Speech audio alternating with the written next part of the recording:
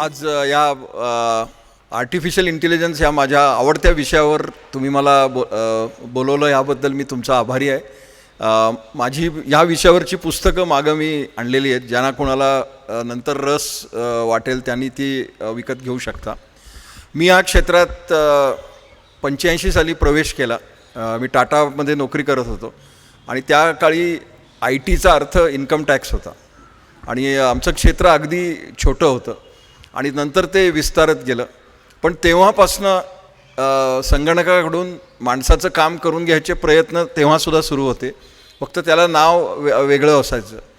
आणि ह्या क्षेत्रात खरी क्रांती सुरू झाली 90च्या दशकात, जेव्हा क्लायंट सर्व्हर कॉम्प्युटिंग आलं, नंतर युनिक्सी ओरॅकल आलं आणि इंटरनेट आल्यानंतर ह्याचा वेग अतिशय वेगानं वाढला. इंटरनेट आल्यावर मग ईमेल आलं, मग सोशल मीडिया आलं आणि मग डिजिटल माहिती करायची व्याप्ती खूप वाढली. आणि 21वे शतक जर आपण बघितलं तर हे असं म्हटलं तर कदाचित वावगं ठरणार नाही, ही बहुतेक AIचं शतक असणार आहे. आता पुढं त्याच्यात अजून जास्त प्रगत तंत्रज्ञान होईल. पण AI या संज्ञेचा अर्थ जर तुम्हाला समजून घ्यायचा असेल तर तुम्हाला 3 गोष्टी समजल्या पाहिजेत. पहिली गोष्ट म्हणजे डेटा सायन्स. डेटा सायन्स म्हणजे काय, तर माहितीची निर्मिती आणि त्याची साठवण.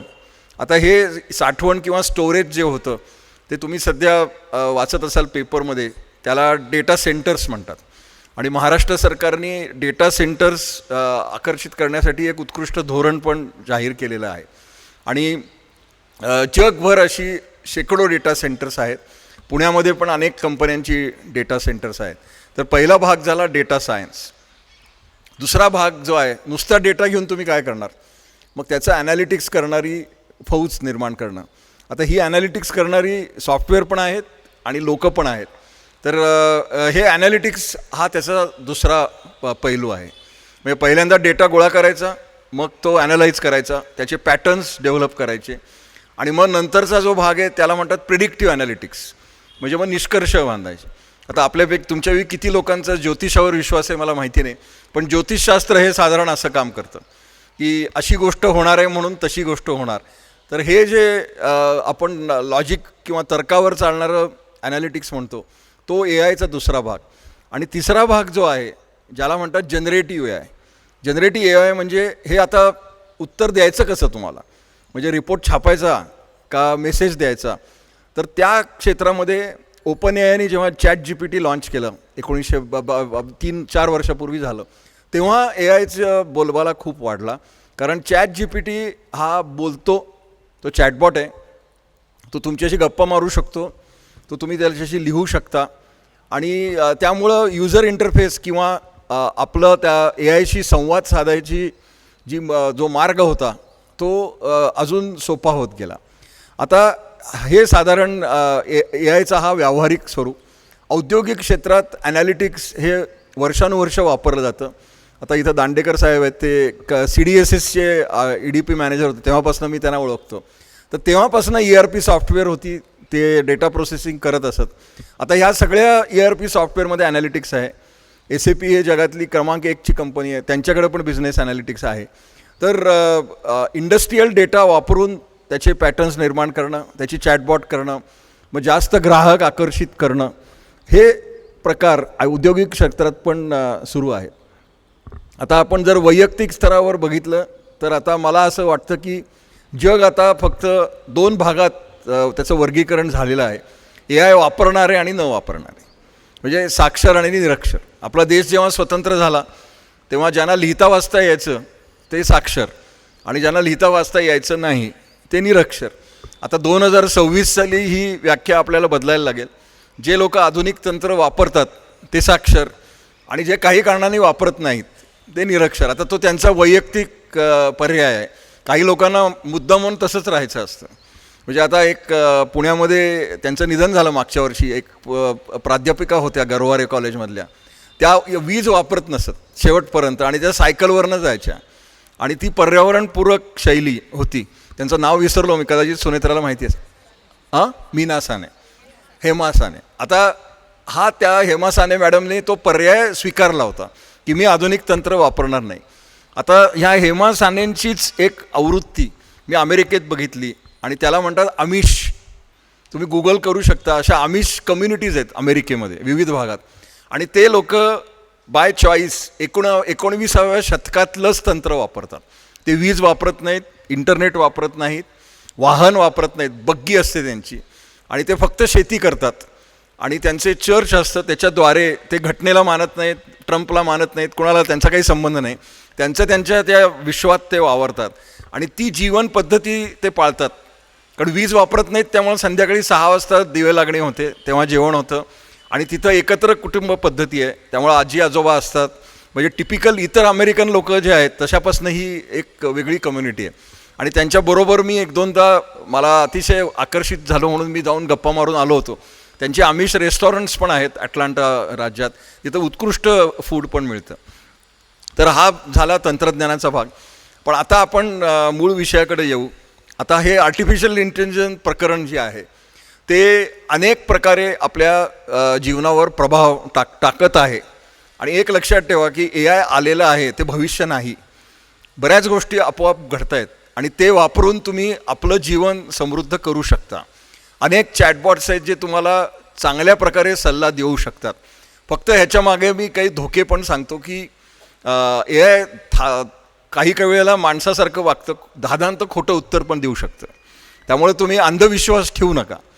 आणि कारण शेवटी कसं आहे की त्याला जे फीड केलेलं असतं त्या माहितीच्या आधारे तो उत्तर देतो.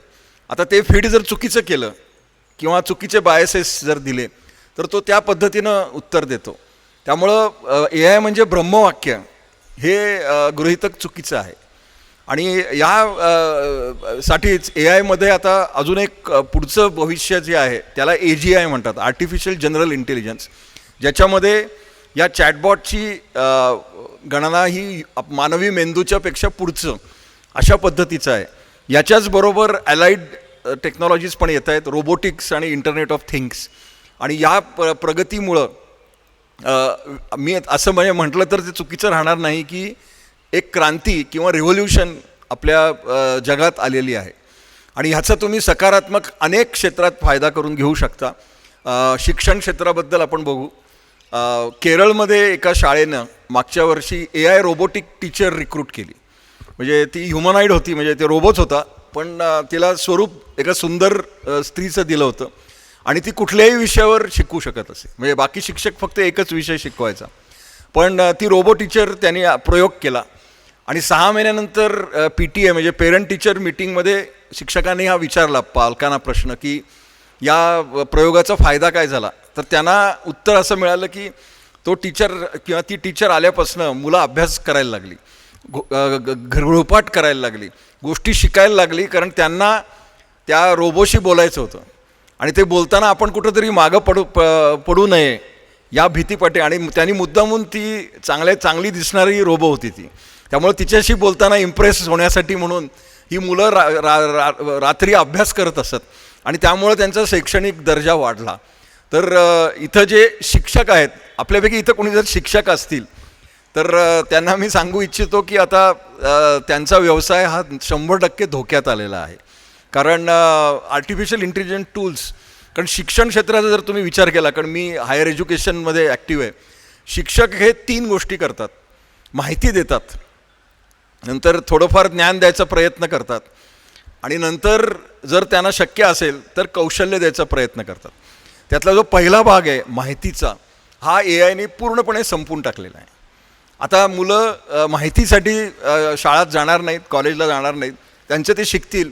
आणि त्यामुळं आप्पा बळवंत चौकात जी गाईड इंडस्ट्री आहे एक मोठा उद्योग येतो आणि तिथं परीक्षेच्या आधी प्रचंड प्रमाणावर व्यवसाय होतो. कारण आपल्याकडं अभ्यास करायची एक पद्धत आहे की असताना पण तसाच झालो की साधारण परीक्षेच्या 15 दिवस आधी जागा व्हायचं, मग सिलेबस शोधायचं, मग गाईड शोधायचं, मग अहोरात्र अभ्यास करायचा. आणि मग बरेच वेळा असं होतं की तुम्हाला एक चतुर भेटतो रँचो आणि तो अतिशय कॉन्फिडेंटली सांगतो हे एक पाठ करू नकोस, हे उद्या येणार नाही. हा कॉन्फिडन्स त्याला कुठनं येतो हे अजूनही मला कळलेलं नाही. मग ते पाठांतर पण कमी होतं. आता तुम्ही जे पाठ केलं ते जर सुदैवाने पेपरमध्ये आलं तर तुम्हाला 100 पैकी 95-100 मार्क मिळतात आणि मग व्यवस्था तुम्हाला हुशार या कॅटेगरीत टाकते, पण ॲक्च्युली तुम्हाला येत काहीच नसतं. कारण हे विद्यार्थी जे असतात ते परीक्षार्थी विद्यार्थी असतात. त्यांना मी अजून एक नाव दिले, ते म्हणजे संजय सिंघानिया प्लस प्लस. तुम्हाला गजनी सिनेमा आठवतो का? गजनीमध्ये आमिर खानला एक रोग होता, तो आपल्या शिक्षण पद्धतीत गेले 100 वर्ष आहे, आणि तो म्हणजे शॉर्ट टर्म मेमरी लॉस. कारण हे परीक्षार्थी विद्यार्थी फक्त 10 दिवस अभ्यास करतात, अजून 3 वर्षांनी त्यांना तोच प्रश्न विचारला तर त्याचं उत्तर येत नाही. म्हणजे मी काही वेळेला इंटरव्ह्यूज पूर्वी घ्यायचो, तेव्हा मला एका इंजिनिअरिंग कॉलेजमधले एक विद्यार्थी, त्याला काहीच येत नव्हतं, आणि मग मला कळलं नाही की आता ह्याचं काय करायचं. मग मी त्याला शेवटी प्रश्न विचारला की तुला फर्स्ट इयर इंजिनिअरिंगचे विषय तरी आठवतात का? तर ते पण त्याला आठवत नव्हते, पण तो पास झाला. आता त्याचं पुढं काय झालं मला माहिती नाही, पण अशा पद्धतीनं जे शिक्षण चालू आहे तिथं AI मुळं फार मोठा परिणाम होणार आहे. असे विशिष्ट शैक्षणिक चॅटबॉट्स पण विकसित झालेले आहेत. अमेरिकेत एक खान अकॅडमी म्हणून आहे, मोठी ती IT कंपनी आहे, त्याचा फाउंडर सलमान खान आहे, पण तो आपला ॲक्टर नाही. तर तो पहिल्यापासून तिथं हायर एज्युकेशनवर प्रयोग करतो आहे, आणि टाटा ट्रस्टनी त्यांना फंड केले. 20 भाषांमध्ये आता खान अकॅडमीची ॲप्स आणि ह्या गोष्टी येतील. कोविड काळात पण आपण बघितलं की सर्व शाळासुद्धा डिजिटायझेशनवरच होत्या. आता ह्या सगळ्या प्रकरणात तुम्ही बघा की शिक्षण या क्षेत्रात ची प्रक्रिया ही या तंत्रज्ञानामुळं खूप मोठ्या प्रमाणावर बदलणार आहे. त्यातलं फक्त एकच चांगली गोष्ट मला दिसते की कोचिंग क्लासेसचं जे प्रस्थ आहे ते हळूहळू बंद होईल. म्हणजे आपल्यापैकी इथं जर तुम्ही कोचिंग क्लासेस काढत असाल तर तुम्ही दुसरा व्यवसाय बघायला सुरुवात करा, कारण AI हा तुम्हाला रिप्लेस करणार आहे. मागच्या 3 महिन्यापूर्वी मला एका अधिकाऱ्यांनी सांगितलं की AIनी UPSCचं 96% पेपर बरोबर सोडवला. म्हणजे हे लक्षात घ्या की प्रगती कुठल्या भागावर चाललेली आहे. त्यामुळं शिक्षण म्हणजे काय हा आपल्याला स्वतःला प्रश्न विचारायची गरज आहे. आणि जर ते शिक्षण घर बसल्या आपोआप होत असेल तर म्हणून शिक्षकांनी काय करायचं? तर शिक्षकांनी काय करायचं ह्याच्यावर माझं उत्तर आहे की त्यांनी कौशल्य आणि ज्ञान द्यायचं. ज्ञान म्हणजे अनुभव. कारण AIचं त्याची एक मर्यादा आहे, त्याला नॉन डिजिटल माहिती कळत नाही. म्हणजे जी गोष्ट डिजिटल नाही ती त्याच्या दृष्टीनं अस्तित्वातच नाही. आता मी गंमत म्हणून त्याला विचारतो की माझे वडील वासुदेव शिकारपूर यांनी कधी इंटरनेट वापरलं नाही, आणि ते मोबाईल फोन फक्त नॉर्मल कामासाठी वापरत असत. तर AIच्या टूल्सना ती व्यक्ती ते म्हणतात की ही व्यक्ती अस्तित्वातच नाही आहे, कारण त्याला माहितीच नाही मिळालेली. त्यामुळं आपल्याकडं जो नॉन डिजिटल अनुभव आहे मागच्या दशकातला, मागच्या शतकातला, तो मानव आणि AIमधला मोठा फरक आहे. तोपर्यंत जो अनुभव आपल्या मेंदूत आहे आणि तोपर्यंत AI टूल्सना ते कळणार नाही, आणि इथंच आपण त्याच्या पुढं जाऊ शकतो. नंतरचा जो भाग आहे तो म्हणजे त्याला AI टूल्सना भाषेमधले जे असे कॉम्प्लेक्स प्रकार जे असतात ते त्याला अजूनही कळत नाहीत. मी आता पुण्यात आहे म्हणून मी 2 उदाहरणं देतो. काही वर्षापूर्वी मला एका मित्रांनी विवाहाची पत्रिका पाठवली होती, आणि त्याच्यात असं लिहिलं होतं की आपली उपस्थिती हाच आहेर, आणि पुढं एक ओळ होती की आहेर आणू नयेत. मग आता मला कळलं नाही की ह्याने एक्झॅक्टली आपल्याला बोलवलं आहे का नाही. मग मी ChatGPTला विचारलं की असं असं मला बोलावणं आलं आहे, तर मी त्या लग्नाला जाऊ का नाही. तर त्याला उत्तर कळलं नाही. आणि त्याला अजून एक असतं की तुम्ही ट्राय हार्ड म्हणून सारखं त्रास देऊ शकता. त्यांनी काही उत्तर दिलं नाही, पण खूप मी विचारलं असतं तर त्यांनी मला सांगितलं असतं की एकच जागा आहे जगामध्ये तिथं तुम्हाला ह्याचं उत्तर मिळेल, आणि तू त्या जागेत जा. ते मी त्याचं नाव घेत नाही, पण तुम्हाला माहिती आहे मी त्या जागा कुठली आहे ती. आता हे एक उदाहरण दिलं. दुसरं मी उदाहरण देतो. तुम्हाला आम्हाला जेवायला बोलवायचे, आता ह्याच्यात जेवण कोण देणार? तर ह्या प्रश्नाचं उत्तर हे प्रत्येक शहरात वेगळं असतं. तुम्ही सोलापूरला, जळगावला किंवा सांगलीला गेलात तर ते कायम आम्हीच देणार, पण पुण्यात माहिती आहे का कायम तुम्हीच देणार, असं असतं ते. तर असे जे भाषेचे जे प्रकार आहेत ते AIला कळत नाही, आणि त्यामुळं साहित्यिक आणि लेखक किंवा कवी पण आहेत, त्याच्यात जे लोक स्वतःचे अनुभव आणि त्यांची व्याप्ती टाकू शकतात ते AI निर्मित कवींपेक्षा पुढं आहेत. कारण आर्टिफिशियल इंटेलिजन्स कविता पण उत्कृष्ट करतं. आता सुनेत्रा, तू आता साहित्य परिषदेत आहेच, तर तुम्हाला पुढच्या साहित्य संमेलनात एक AI कवी कट्टा म्हणून करायला हरकत नाही, आणि रोबोटिक कवी पण येऊ शकतील. त्याला तुम्ही फक्त विषय द्यायचे की पावसावर 5 कविता टाक, की टाकत बसतो तो. आणि तो आता इतका सुधारत चाललेला आहे की बालकवींच्या स्टाईलनी कर, पाडगावकरांच्या स्टाईलनी कर, हे सगळं त्याला कळतं. हिंदी शायरी तर तो गालिबच्या स्टाईलनी करतो. म्हणजे मी ते वापरतो कुठं सांगतो मी तुम्हाला. मी अशा वाढदिवसाच्या शुभेच्छा म्हणजे हॅपी बर्थडे HBD वगैरे ते मला आवडत नाही. मी सरळ त्या व्यक्तिविशेष जे मला माहिती आहेत. आता ह्या AI टूल्सशी बोलायची एक शास्त्र आहे, त्याला म्हणतात प्रॉम्प्ट इंजिनिअरिंग ही एक ब्रँच आहे इंजिनिअरिंगची. आणि ते जर तुम्हाला कळलं तर हे मी एक लॉंग प्रॉम्प्ट पाठवतो की ही व्यक्ती असे त्याच्या ह्या सवयी आहेत, त्याच्या नवऱ्याचं नाव असं आहे वगैरे वाटेवर. आणि मग ह्याच्यावर तू मला एक शायरी लिहून दे, की तो उत्कृष्ट शायरी लिहून देतो. आणि ते आपण काय असं म्हणायचं नाही की मी लिहिली, मी नुसतं शायरी पाठवली. आणि मला याचा सगळ्यात मोठा फायदा म्हणजे तमिळ मित्राला मी तमिळ भाषेत पाठवू शकतो, गुजराती माणसाला गुजराती भाषेत पाठवू शकतो. आणि हे मल्टीलिंग्वल म्हणजे बहुभाषी वापर. आता हा झाला AIचा सकारात्मक वापर. तुम्ही लोकांना अतिशय चांगल्या प्रकारे इम्प्रेस करू शकता.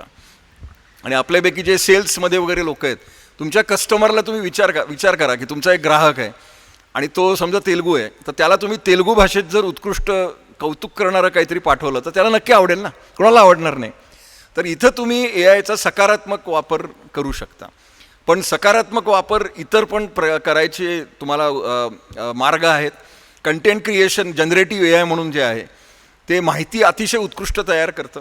म्हणजे मला मी एकदा पुण्याहून औरंगाबादला चाललो होतो, माझ्याबरोबर एक पत्रकार होते आणि मी त्यांना 4 तासात AI शिकवलं. म्हणजे त्यांना ते टूल डाउनलोड करा असं सगळं सांगितलं. मग दुसऱ्या दिवशी सकाळी ते अतिशय उल्लसित मला दिसले आणि मला ते ब्रेकफास्टला भेटले. ते म्हटलं काय दीपक, मजा आली. म्हटलं काय नाही, मला ऑफिसमधनं फोन आला होता की एक लेख पाठवा. मी 5 मिनिटात पाठवला म्हटलं. आता ते कसं झालं तुम्हाला माहिती आहे. त्याने AIकडनं घेतला, 1-2 शब्द इकडे तिकडे केले आणि स्वतःच्या नावावर छापून आणला. तर त्यामुळं असे साहित्यिक पूर्वी एक होते फाडफाड इंग्रजी शिकवणारे एक कोकाटे होते. आता ते कसे, त्यांचं असं म्हणणं होतं की मी तुम्हाला 2 मिनिटात इंग्लिश शिकवतो. तर आता त्यावेळेला माझा त्यांच्यावर विश्वास नव्हता. पण आता AIमुळं हे शक्य आहे. तुम्ही कुठलीही भाषा शिकू शकता. आणि आपल्यापैकी ज्यांना पैसे मिळवायची गरज आहे आणि जे Gen Z मधले आहेत सध्याचे, त्यांना मी सरळ सजेशन देतो की तुम्ही जपानी शिका, AIचा वापर करायच्यात. कारण Japan is the land of opportunity. पुढचं जर तुम्हाला जर कमी वेळात जास्त पैसे मिळवायचे असतील तर जपानला जा. पुण्यापासून आता होपफुली फ्लाईट होईल, पण मुंबईपासून आहे टोकियोला, 6 तासात तुम्ही पोचता. आणि जपान का, तर त्याचं उत्तर साधं आहे. जपानचं सरासरी आयुर्मान 83 आहे. तिथं फक्त म्हातारे लोकच राहतात. गेले 22 वर्ष तो देश निगेटिव्ह पॉप्युलेशन ग्रोथला फेस करतो आहे. आणि तिथली जी युवा पिढी आहे त्याच्यात 2 कॅटेगरीज आहेत. 50% लोकांना लग्नच करायचं नाही आणि उरलेल्या 50% पैकी 70% लोकांना मुलं नको आहेत. अशा ह्याच्यात तो अडकलेला देश आहे. आणि त्यांचं अजून एक चांगलं आहे की मोदी साहेबांनी त्यांचे शिंजो ॲबे म्हणून एक पंतप्रधान होते, त्यांना 2018 साली पद्मविभूषण दिलं. तर त्यावेळेला मोदीजींवर टीका झाली की बाहेरच्या माणसाला काय पद्म पुरस्कार देता. पण शिंजो ॲबे परत गेले आणि त्यांनी सगळी धोरणं प्रो इंडिया केली. त्यामुळं तिथं व्हिसा लगेच मिळतो, उद्योग करणं खूप सोपं झालं आहे. आणि मोदींच्या बाबतीत मी बघितलं की तो माणूस जेव्हा एखादी गोष्ट करतो ती सर्वसामान्य IQच्या माणसांना लगेच कळत नाही. राहुल गांधीला तर अजिबातच कळत नाही. पण त्याचे दूरगामी परिणाम तुम्हाला खूप दिवसांनी दिसतात. ज्यांना जास्त माहिती हवी असेल त्यांनी धुरंधर बघावा, म्हणजे तुम्हाला कळेल की काय असतं. तर सांगायचा मुद्दा असा की AIचा सकारात्मक वापर करून तुम्ही बहुभाषिक होऊ शकता. तुम्हाला कुठल्याही क्लासला जायची गरज नाही. तुम्ही कुठलीही भाषा शिकू शकता आणि आपापल्या भाषेत शिकू शकता. म्हणजे मराठीतनं शिकू शकता. मी साहित्य परिषदेला विनंती करतो की तुम्ही माय मराठी नावाचं बॉट लॉन्च करा. ज्या माणसाला मराठी शिकायचं आहे कुठल्याही भाषेतनं, तो AIशी गप्पा मारत, म्हणजे ते काय असं पुस्तक नसतं. तुम्ही तुमच्या भाषेत बोलायचं आणि सांगायचं की हे मराठीत कसं बोलतात मला सांग, की तो सांगतो. मग ते तुम्ही लिहून घ्या, मग त्याच्यावर तुम्ही परीक्षा घेऊ शकता. हे अतिशय रंजक पद्धतीनं शिक्षण होऊ शकतं. कारण आपण जर बघितलं तर आपल्याकडं जे पठडीतलं शिक्षण आहे, कॉलेजेसमध्ये जे होतं 45 मिनटाचं बोरिंग लेक्चर, माझ्या मते ते मॉडेल आता बंद करायची वेळ आलेली आहे. आणि नवीन शैक्षणिक धोरण आहे, पण हे बोरिंग लेक्चर्स बंद केली पाहिजेत. त्याचा काही उपयोग नाही. कारण तिथं जे शिक्षक पाठ केलेलं PPT वापरून करतात ते सगळं ChatGPT आणि जेमिनीला कळतं. आणि मुलं पण हुशार आहेत, ते सगळं शिकू शकतात. तिथं आपण इंटरॅक्टिव्ह लर्निंग म्हणजे संवादाच्या साधातून शिक्षण करायची वेळ आलेली आहे. आणि विशेषतः उच्च शिक्षण पद्धतीमध्ये ए आय वापरून तुम्ही उद्योगांबरोबर भागीदारी करू शकता. औद्योगिक क्षेत्रात काय चाललेलं आहे ते प्रवाह तुम्ही आपल्या पारंपरिक शिक्षण पद्धतीत आणू शकता. आणि हे सगळं केलं तरच युवा पिढी सक्षम होईल, ज्याला आपण एम्प्लॉयबल यूथ म्हणतो. सध्या दुर्दैवाने काय घडतं आहे की आपण एक बेकार पदवीधर करायची एक मोठी फॅक्टरी तयार केलेली आहे. खूप लोक पदवी घेऊन बाहेर पडतात, फक्त पदवी मिळते. आणि मी तर आता या मताचा निष्कर्षावर आलेलो आहे की पदवीनी फक्त एकच गोष्ट होते, त्यामुळे तुमचं लग्न होऊ शकतं, कारण त्याला फक्त सामाजिक प्रतिष्ठा आहे, बाकी त्याला काहीही नाही. आणि उद्योगात जर तुम्हाला नोकरी हवी असेल तर तुम्हाला रेलेव्हंट स्किल्स लागतात, ती दुर्दैवाने अनेकांच्याकडे नाही. तिथं तुम्ही तंत्रज्ञानाचा सकारात्मक वापर करू शकता. तुम्ही ऑनलाईन इंटर्नशिप्स करू शकता. तुम्ही ए आयला विचारू शकता की हे कसं करायचं सांग, किंवा हा माझं सिलेबस आहे, ह्यातल्या केस स्टडीज सांग. या बाबतीत खूप टूल्स आहेत. आणि मी इथं अजून एक तुम्हाला सांगतो की ChatGPT आणि जेमिनी म्हणजे ए आय नाही, ते फक्त टिप ऑफ द आईसबर्ग आहे, ते हिमनगाचं एक टोक आहे फक्त. मी एक वेबसाईट दर 3 दिवसांनी बघतो, ती म्हणजे AIToolsDirectory.com. नाव अगदी सोपं आहे. आपल्यापैकी ज्यांचा जन्म मागच्या शतकात झाला त्यांना एक गोष्ट आठवत असेल, टेलिफोन डिरेक्टरी. आता ती नष्ट झालेली आहे, कारण लँडलाईन फोन्सच नाहीत, त्यामुळे टेलिफोन डिरेक्टरी पण नाही. पण ही जी डिरेक्टरी आहे ही वेबसाईट आहे AITools डिरेक्टरी, जिथं जगभरातील AI डेव्हलपर्स आपली टूल्स टाकतात आणि त्यातली 90% फुकट आहेत. म्हणजे ते प्ले स्टोअर आहे असं समजा. मग तिथं तुम्ही सर्च करू शकता की मला ह्या गोष्टीसाठी AI टूल कुठलं वापरलेलं चांगलं. मग ती स्पेशलाइज टूल्स तुम्ही वापरू शकता. याचा वापर इंडस्ट्रीमध्ये खूप मोठ्या प्रमाणावर होतो. आणि विशेषतः आता मायक्रोसॉफ्ट ऑफिस वापरणारे जे लोक आहेत त्यांच्या स्प्रेडशीट तयार करणं, त्याचं ॲनालिसिस करणं. मग आता इथं जे लोक CA वगैरे आहेत त्यांना ही बातमी आहे की 50% ऑडिटिंगसुद्धा AI करतं. मग त्यांना फक्त जाऊन आपली पुढची सही करायची, आणि ते पण हळूहळू वाढत चाललेले आहे. मला असं सांगण्यात आलं की CA इन्स्टिट्यूट पण आता AI अडॉप्ट करणार आहे. तर ह्या क्षेत्रावर त्याचा प्रभाव झाला. आरोग्य क्षेत्रात सुद्धा AI क्रांती करतं आहे. फक्त एकच गोष्ट आहे की तुम्ही AIवर फिजिशियन म्हणून विश्वास ठेवू नका, कारण ते धादांत खोटं उत्तर देऊ शकतं. आणि अनेक डॉक्टर्स मला सांगतात की लोक त्यांचे पेशंट Google ओपिनियन घेऊन येतात आणि फक्त म्हणतात की मी तुमचं ज्ञान व्हेरीफाय करतोय की असंच झालं आहे का मला. तर हा प्रकार करू नका, कारण तुमच्या फॅमिली डॉक्टरला तुमची हिस्ट्री आहे ती AIला माहिती नाही आहे. आणि बरेच वेळा तुम्ही लक्षात घ्या की AI टूल्सना फार्मास्युटिकल कंपन्यांनी विकत घेतलेलं आहे. तो विशिष्ट प्रकारचा डेटा तो फीड करतात आणि त्यांना त्यांची औषधं खपवायची. त्यामुळे जरी तुम्हाला काही आजार झाला नसेल तर तुम्ही काहीतरी सिम्पटम्स टाकली की तो पहिल्यांदा सांगतो की तुला खूप मोठा रोग झाला आहे आणि तू आता हे औषध घे. आणि मग सेल्फ मेडिकेशनसारखे प्रकार तुम्ही करू नका. आणि ह्यासाठी तुम्ही लक्षात घ्या की हे डेटा इज टुमॉरोज ऑईल हे जे म्हणतात, आता हा जो डेटा आपण तयार करतो, आणि तुम्हाला सांगायला मला आनंद वाटतो की भारत हा मोबाईलच्या बाबतीत जगातला क्रमांक 1चा देश आहे. आपण चीन आणि अमेरिकेच्या पुढं आहोत. याचाच अर्थ असा की डिजिटल डेटा निर्मितीमध्ये भारत क्रमांक 1चा देश आहे. पण दुर्दैव असं आहे की जरी हा डेटा आपण निर्माण करत असलो तरी त्याचा डेटा सेंटर भारतात नाही. हा डेटा आपण अमेरिकन किंवा बहुराष्ट्रीय उद्योगांना देऊन टाकतो. तर तुम्ही कधी हा विचार केला आहे का की OpenAI, गुगल, फेसबुक, मेटा हे आपल्याला फुकट सगळं वापरायला देतात, पण त्यांना बिलियन्स ऑफ डॉलरचा प्रॉफिट कसा मिळतो? कारण तुम्ही लक्षात घ्या की तुम्हीच त्यांचे प्रॉडक्ट आहात. आपण जे लोक डेटा फीड करतो सोशल मीडियावर त्याचा ते वापर करतात आणि मग ते कमर्शियल ब्रँड्सना तो विकतात. आणि असे लोक करतात की आता एखाद्या माणसाला अमुक शहरात व्यवसाय सुरू करायचा आहे, तर तो हा तिकडच्या लोकांच्या सवयी काय आहेत, तिथं काय प्रकारचं मार्केट आहे, हे सगळं डिजिटल मार्केटिंगद्वारे तो विकत घेतो आणि मग त्याप्रमाणे तो ॲक्शन घेतो. आणि इथं जर तुम्ही AI किंवा इंटरॅक्टिव्ह टूल्स वापरली तर ती बायस्ड आहेत, ती न्यूट्रल नाही आहेत पूर्णपणे. आणि इथंच मानवी संबंध किंवा ह्या गोष्टींचा खूप फायदा होतो. कारण 2 घटना मी तुम्हाला सांगतो. मी शिकागोला होतो मेमध्ये मागच्या वर्षी. तिथल्या शिकागो ट्रिब्यूनमध्ये मी एक बातमी वाचली. एक 15-16 वर्षाची मुलगी होती, ती सिंगल होती, म्हणजे तिला पालक नव्हते. आणि तिला गप्पा मारायला कोणी मित्रमंत्री नव्हते, म्हणून तिने एका चॅटबॉटशी गप्पा मारणं सुरू केलं. त्या चॅटबॉटचं नाव त्या बातमीत नव्हतं, पण ते गप्पा मारायचं प्रमाण खूप वाढत गेलं. म्हणजे ती रोज तासनतास त्या बॉटबरोबर गप्पा मारायची आणि त्याच्यावर अंधविश्वास. आणि एक दिवशी त्याने आत्महत्या केली आणि सुसाईड नोटमध्ये असं लिहिलं की माझ्या बॉटने मला काल सांगितलं की your life has no meaning.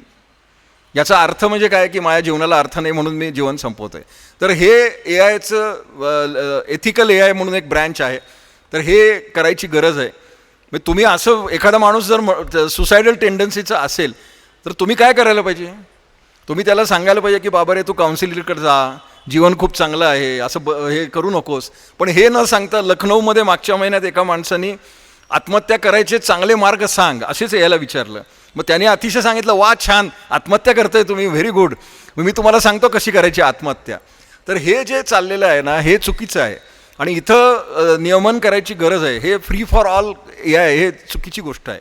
कारण मग ज्या निगेटिव्हिटीज आहेत समाजातल्या, आता उद्या जर टेररिस्ट लोकांनी ए आय वापरून बॉम्ब निर्माण केले तर हे अशा पद्धती बॅन व्हायला पाहिजे. तुम्ही फक्त सकारात्मक गोष्टींसाठी आर्टिफिशियल इंटेलिजन्स आणि या आधुनिक तंत्राचा वापर करायला हवा. यासाठी दुर्दैवाने आपले कायदे अतिशय मर्यादित आहेत, पण हे व्हायला हवं. कारण जर सर्व गोष्टी लोक ए आयवर डिपेंडंट राहणार असतील तर ह्या सगळ्या गोष्टी आपल्याकडं पण घडणार आहेत.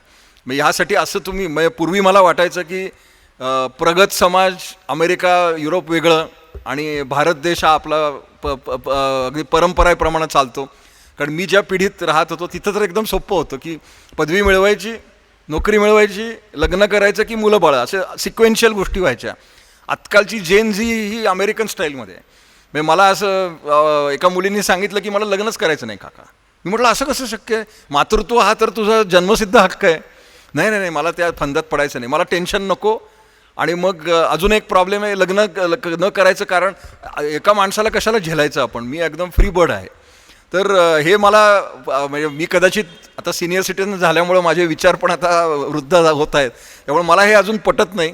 पण ह्या दिशेने जर आपला भारतीय समाज पण चालला असेल जेन झीचा, तर हे जे प्रकार इतर देशात घडतात ते आपल्या देशात पण होतील.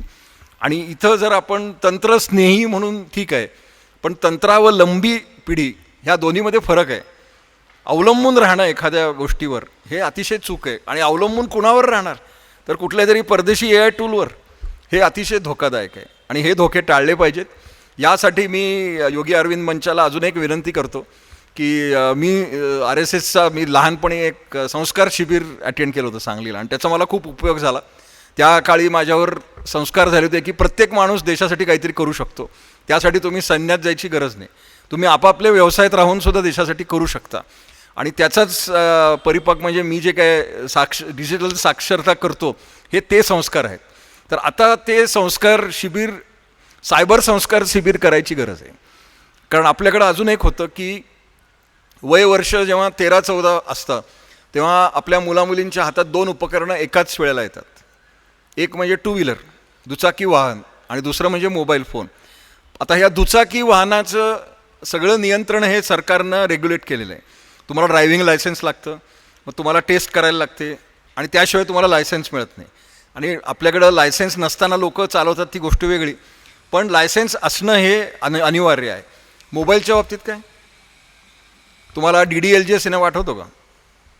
दिलवाले दुनिया लीजिए, त्या सिनेमातलं शेवटचं वाक्य आठवतं का? डायलॉग, लास्ट डायलॉग, जा सिमरन जा, जी लो अपनी जिंदगी. हा अमरीश पुरीचं आहे. हे पालक असंच करतात, मोबाईल देतात आपल्या मुलांच्या हातात आणि जा सिमरन जा, जी लो अपनी जिंदगी. त्याला काही रेग्युलेशन नाही, त्याला काही प्रशिक्षण नाही. मला माहिती नाही कुठल्या शाळेमध्ये मोबाईल कसा वापरायचा ह्याच्यावर प्रशिक्षण कुणीही देत नाही. सायबर कायदे शिकवले पाहिजेत, मोबाईलमध्ये काय करावं काय करू नये, मर्यादित वापर, त्याच्या अधीन न होणं. आता हे कोण शिकवणार? मी ह्याच्यावर एक पुस्तक लिहिलं आहे, पण माझी अशी तुम्हाला विनंती आहे की तुम्ही निदान प्रयोग करून पहा. आणि असे जर सायबर संस्कार जर तुम्ही आत्ता मुलांवर केले ह्या वयात तर त्यातनं चांगल्या गोष्टी होऊ शकतात. कारण पुणे शहरात मला सांगण्यात आलं की दररोज किमान 40 सायबर गुन्हे घडतात आणि त्यातले फक्त 10% रिपोर्ट होतात. 90% लोक पोलीस स्टेशनला जात नाहीत. कारण एक त्रुटी आहे आपल्या कायद्यामध्ये की काही कायद्यांच्या बाबतीत व्हिक्टिम्स आयडेंटिटी इज कन्सिल्ड, त्याचं नाव येत नाही. पण सायबरमध्ये तसं नाही येत नाही.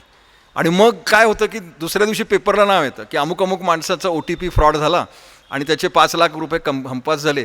मग तुमचं नाव आलं की मग तो म्हणतो की मी मूर्ख आहे हे लोकांना कळेल. मग आपला मूर्खपणा जगजाहीर व्हायला नको म्हणून आपण रिपोर्ट नाही करायचं, ही चूक आहे.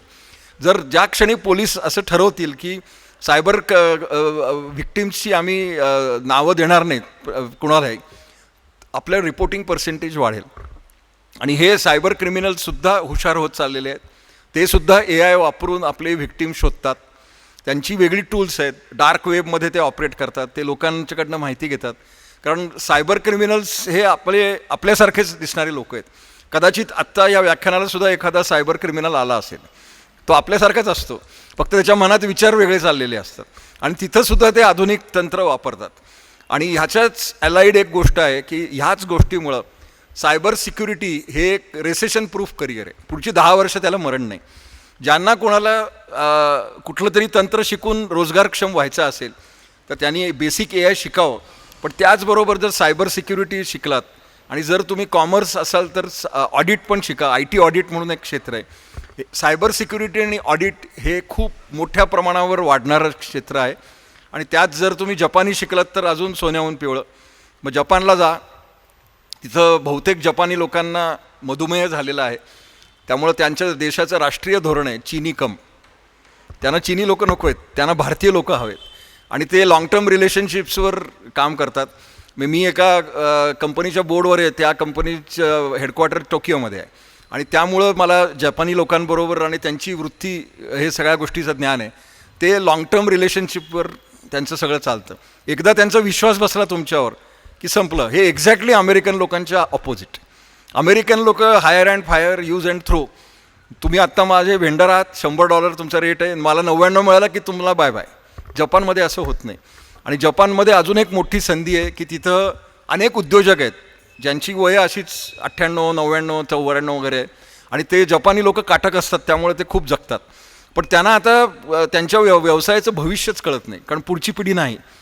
मग त्यांनी आता असं इनडायरेक्टली सुरू केलं आहे की भारतीयांना ऑफर दिली आहे की तुम्ही आमच्या देशात या, आमचे उद्योग घ्या. घ्या म्हणजे विकत नाही, घ्या. हँडओव्हर करतो आम्ही, 5 वर्ष चालवा, मी जिवंत असेपर्यंत इथं राहा आणि नंतर तुला काय करायचं ते कर. आता याच मॉडेलमध्ये मी ज्या कंपनीचं नाव सांगितलं तुम्हाला, फिडेल सॉफ्ट म्हणून एक कंपनी आहे. इन्सिडेंटली तो शेअर लिस्टेड आहे आणि तो तुम्हाला जर 3 वर्षात 5 पट हवा असेल तर ही टिप आहे असं समजा. FIDL फिडेलचं शेअर विकत घ्या. त्यांचा एक कस्टमर होता, त्याला तो फिडेलचे CEO त्यांच्याबरोबर काम करत असत. आणि एक दिवस कस्टमरनी त्याला सांगितलं की मला तुझ्याशी बोलायचं आहे. आणि त्याने त्याला सांगितलं की तू असं कर, माझा बिझनेस अक्वायर कर, कारण मला काही आता सक्सेशन प्लॅनिंग नाही. आणि अतिशय माफक किमतीमध्ये फिडेलला ती कंपनी अक्वायर करता आली. तर अशा गोष्टी जपानमध्ये घडत आहेत. अशा थोड्याफार गोष्टी कोरियामध्ये पण घडतात, पण जपानमध्ये जास्त. आणि इथं तुम्ही आर्टिफिशियल इंटेलिजन्स वापरून तुम्ही ह्या गोष्टी शिकू शकता. माझी तुम्हाला एक विनंती आहे की तुम्ही इथं जपानी भाषा वर्ग सुरू करा. आणि इथं तुम्हाला पुण्यात मराठीमधनं जपानी शिकवणारे लोक मला माहिती आहेत आणि मी तुम्हाला त्यांची साथ देऊ शकतो. आणि काही गोष्टीत तुम्ही प्रश्न विचारू नका, असं मुलांना सांगा. आम्ही सांगतो म्हणून जपानी शिका, आम्ही सांगतो म्हणून सायबर संस्कार घ्या. आणि मग 10 वर्षांनी सांगा तुम्हाला काय फायदा झाला. आणि तुम्हाला ते 100% सांगतील. मी एक प्रयोग केला म्हणून मी तुम्हाला सांगतो. मी 20 गरीब मुलांचं जपानी प्रशिक्षण स्पॉन्सर केलं. आणि त्यातलं माझं मॉडेल होतं की 10% तुम्ही भरायचे, 90% मी भरतो. त्या 20 मधल्या 12 लोकांना जपानमध्ये नोकऱ्या मिळाल्या. आणि ते सगळे असे काही मोठे इंजिनियर डॉक्टर वगैरे नव्हते, साधे BBA वगैरे होते. आणि उरलेल्या 8 लोकांना पुण्यामध्ये ज्या जॅपनीज MNCs होत्या त्यांनी रिक्रूट केलं. हा त्याचा सगळ्यात मोठा फायदा आहे. तर हे जग असं वेगळ्या दिशेने चाललेलं आहे. आणि या सध्याच्या घटकेला तुम्ही बघा, लुक ईस्टवर्ड्स, पूर्वेकडेच आपलं भविष्य आहे. कारण हे ट्रम्प आणि मस्कसारखे लोक जोपर्यंत जगात आहेत तोपर्यंत ते खेळखंडोबा करणार आहेत. आणि ट्रम्पचा धिंगाणा तुम्ही बघितला. मस्क नावाचा अजून एक तसाच एक इडियट आहे. आणि त्याचा प्रयोग काय माहिती आहे का तुम्हाला? त्याच्या 2 कंपन्या आहेत, एक SpaceX म्हणून. तर तो अंतराळामध्ये डेटा सेंटर्स तयार करणार असं काहीतरी म्हणतोय. आणि नंतर त्याचा प्रयोग आहे तो म्हणजे ह्युमनॉइड्स तयार करणं. ह्युमनॉइड्स म्हणजे मानवासारखे रोबो. आणि त्याचा प्रयोग आहे तो यंत्र युवती, सुंदर सुंदर यंत्र युवती. म्हणजे तुम्हाला वाटणार नाही, तिला ह्युमन स्किन देणार, त्याच्यात तो युटेरस ठेवणार आणि तो म्हणतो की ही तुमच्याशी भांडणार नाही, तुम्ही हिच्याशी लग्न करा. पारंपरिक महिलेशी लग्न केलं की वाद सुरू होतात. मग तिला हॅपी ठेवण्यासाठी शॉपिंग करा, हे करा. माझ्या ह्युमनॉइडला तसलं काही करायचं नाही. ती तुम्हाला काही त्रास देणार नाही, तुम्ही म्हणाल तसं वागेल, तुझी ती मैत्रीण म्हणून आयुष्यभर राहील, मुलं पण जन्माला घालेल, तर तू तिच्याशी लग्न कर, असं मस्कचं मॉडेल आहे. तर हे असं मी ऐकलं की मला असं जुने जेम्स बॉन्डचे पिक्चर आठवतात. कारण तुम्ही बघा, जेम्स बॉन्डच्या पिक्चरात एक व्हिलन असतो, तो जग बदलायला आलेला असतो किंवा जग नष्ट करणारा असतो. आता मला असं वाटतं की तो व्हिलन हळूहळू मस्कच्या स्वरूपात येतोय आणि जेम्स बॉन्ड दोवाल वगैरे त्याला बहुतेक ठीक करतील असं मला वाटतं. कदाचित याच्यावरच एक धुरंधर 5 वगैरे येऊ शकतो. पण सांगायचा मुद्दा असा की आपण लुक ईस्टवर्ड पॉलिसी करा, आपल्या मुलामुलींची महत्त्वाकांक्षा वाढवा, त्यांना बहुभाषिक करा, इथं आर्टिफिशियल इंटेलिजन्सचा सकारात्मक वापर करा. आणि मला असं वाटतं की जग नक्कीच चांगलं होईल. कारण मी कधीही नकारात्मक नव्हतो आणि कधीही नसणार आहे. मला प्रत्येक गोष्टीमध्ये एक संधी दिसते. AI मुळे नोकऱ्या जात आहेत हे सत्य आहे, पण नवीन नोकऱ्या निर्माण पण होत आहेत. आता मी तुम्हाला सांगितलं prompt engineering is a big branch, हे शिकवा तुम्ही. पण हे दुर्दैवाने किती कॉलेजेसमध्ये शिकवलं जातं, तर कुठंच नाही. तर हे शिक्षण द्या, कारण उद्योगांना स्मार्ट AI युजर्स पाहिजेत. पटपट पटपट काम करून माझं समस्या सोडवणारी व्यक्ती पाहिजे. असं ट्रेनिंग जर तुम्ही आपल्या विद्यार्थ्यांना दिलं प्रॉम्प्ट इंजिनियर्सचं, तर नक्कीच त्याच्यात डिमांड आहे. तसंच डेटा सायन्स आणि ॲनालिटिक्सला पण खूप डिमांड आहे. हे ट्रेनिंग तुम्ही द्या. हे AI फील्डमध्येच त्यांना फ्युचर आहे. मी तुम्हाला सायबर सिक्युरिटीबद्दल पण बोललो आणि असे इतर अनेक करिअर्स आहेत जिथं तुम्ही काम करू शकता. जर आपली IQ लेवल कमी असेल आणि आपल्याला खूप शिकायचं नसेल, तर हार्डवेअर मेंटेनन्स आणि नेटवर्क इंजिनिअरिंग हे एक रिसेशन प्रूफ करिअर आहे. अगदी Tier 2 Tier 3 सिटीजमध्ये पण लागतात. तुम्ही कुठल्याही मोबाईल शॉपच्या बाहेर बघा, बोर्ड लागलेला असतो की माणूस पाहिजे म्हणून, कारण त्यांना लोक मिळत नाहीत आणि सगळं काम काही AI आणि रोबो करू शकत नाही. आणि तुम्ही एक लक्षात घ्या की अन्न AI काय निर्मिती करू शकणार नाही. आणि तुम्ही काय करू शकता, पिझ्झा ऑर्डर करू शकाल ऑनलाईन, पण पिझ्झा डाउनलोड नाही करू शकत. तसं तंत्र अजून शक्य नाही झालेलं. त्यामुळं जोपर्यंत अशा प्रकारचे कामं आहेत, तो आपण सगळं तंत्रज्ञान करू शकणार नाही. आणि विशेषतः आता अन्नाचा विषय निघालेलाच आहे. चांगली मिसळ ही काय AI निर्मित होऊ शकत नाही. पण जर तुमचं मिसळ शॉप असेल, तर तुम्ही एक स्वतःची वेबसाईट करू शकता आणि त्याच्यावर ऑनलाईन फोटो टाकू शकता. आणि इथं जर आपण AI टूल्सना प्रशिक्षित केलं की आता 10 वाजलेले आहेत, मला भूक लागली आहे, मी काय खाऊ, तर ChatGPT काय सांगेल तुम्हाला, बर्गर खा किंवा पिझ्झा खा. तो कधीही तुम्हाला मिसळपाव पोहे सांगणार नाही, कारण त्याला ते फीडच नाही केलेलं. तर इथं स्थानिक स्तरावर भारतीय चॅटबॉट डेव्हलप झाले पाहिजेत. आणि ह्याचा एक प्रयोग मी केलेला आहे. माझा एक डिजिटल ट्विन तयार केला आहे. मी जगामधला असा पहिला माणूस आहे की ज्याने आपला 50% मेंदू डिजिटल ट्विनला ट्रान्सफर केलेला आहे. आणि हा 50% मेंदू म्हणजे काय, तर माझी 69 पुस्तकं, माझे सर्व गेले मी 30 वर्ष का 35 वर्ष लेखन करतो, ते सगळे लेख, माझी अनंत भाषणं, माझी यूट्यूबवरची चॅनल आहे, हे सगळं त्याला फीड केलं. आणि त्याच्यावरनं तो बॉट IT करिअरवर उत्कृष्ट मार्गदर्शन करतो. याचं प्रात्यक्षिक काही लोकांनी 1-1.5 तासापूर्वी बघितलं. आणि ह्याच्या मागचा हेतू साधा आहे. मला साधारण या एप्रिल मे जूनमध्ये खूप लोकांचे फोन येतात, खूप लोकांना भेटायचं असतं आणि त्यांचा प्रश्न एकच असतो की माझा मुलगा किंवा मुलगी हे करतो, मग आता मी कुठल्या कोर्सला ॲडमिशन घेऊ, ही ब्रँच घेऊ का ती ब्रँच घेऊ, किंवा अजून एक दुसरी कॅटेगरी की मला माझ्या नोकरीमध्ये गती दिसत नाही आहे, माझं प्रमोशन होत नाही आहे, मग मी काय स्किल्स ॲक्वायर करू.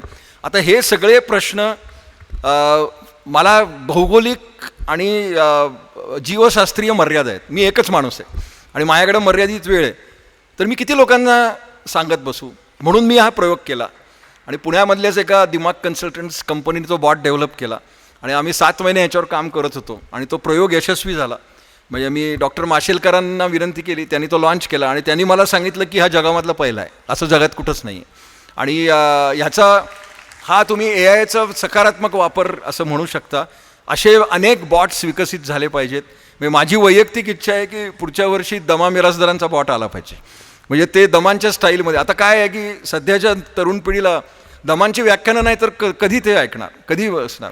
तर इथं आपण ए आयचा सकारात्मक वापर करू शकता आणि तुम्ही सर्वांनी करावा अशी मला विनंती मी करतो. एथिकल ए आय हे पण महत्त्वाचं आहे, त्याच्या आहारी जाऊ नका. आणि सरतेशेवटी एकच सांगतो की कुठलंही तंत्रज्ञान हे सुरीसारखं असतं. तुम्ही फळं कापायला ते वापरायचं का दुसऱ्या माणसाला इजा करण्यासाठी वापरायचं हे तुमच्या हातात आहे. आणि अशी मनं घडवणं हे संस्कारचं काम आहे. आणि इथल्या मी संघाच्या पदाधिकाऱ्यांना विनंती करतो की तुम्ही हे शालेय स्तरापासून हे सुरू करा आणि चांगल्या विचारांचे युवती घडतील याच्यावर आपण सर्वांनी एकत्र काम करावं. कुठलीही मदत लागली तर मी कायम उपलब्ध आहे. माझी पुस्तकं आहेत आणि तुम्हाला अजून जास्त माहिती हवी असेल तर माझा बॉट आहे, त्याच्याशी तुम्ही कधीही बोलू शकता. कारण माझा बॉट 24 तास असतो, त्याला काही सुट्टी नसते, त्याला काही झोप लागत नाही आणि तो 200 भाषात बोलतो. मला फक्त 2च भाषा येतात, मराठी आणि इंग्लिश. त्याच्याशी लोकांनी अरेबिक, फारसी या सगळ्या ट्राय केल्या आणि उत्तर मिळाली. जपानमध्ये मिळालं, भोजपुरीत मिळालं. तर हे तंत्र ह्या दिशेनं चाललेलं आहे आणि तुम्ही ह्याच्यापासनं लांब राहू शकत नाही. प्रत्येकाने आपापल्या स्तरावर ह्याचा विचार करा, फक्त त्याच्या आहारी जाऊ नका. माझ्या मते सध्या एवढंच बोलतो. मला चिठ्ठी यायच्या आधी थांबा, त्याच्या आधीच मी थांबतो. आणि जर काही प्रश्न असतील तर नंतर विचारू शकता किंवा आत्ता विचारू शकता.